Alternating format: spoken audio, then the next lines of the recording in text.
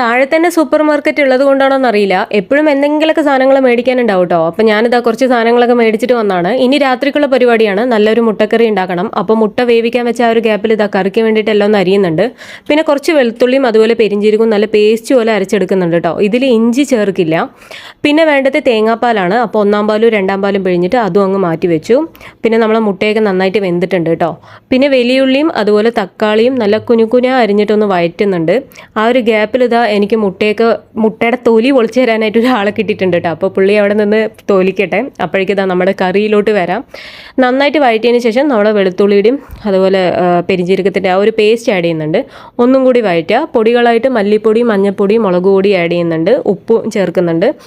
പിന്നെ നമ്മൾ രണ്ടാം പാൽ ഒഴിക്കുക. നന്നായിട്ട് തിളച്ചതിന് ശേഷം വേവിച്ച് വെച്ച മുട്ട അതുപോലെ തന്നെ ഒന്നാം പാൽ ചേർക്കുക. അപ്പം തന്നെ ഫ്ലെയിം ഓഫ് ചെയ്യുക. ഏറ്റവും അവസാനം മല്ലിയിലിടുക. ഇതിൻ്റെ ഇടയിൽ ഞാൻ പാത്രവും മാറ്റിയിട്ടുണ്ടായിരുന്നു കേട്ടോ. ഇനി ഞാൻ വേഗം പോയി കഴിക്കട്ടെ. അടുത്ത വീഡിയോയിൽ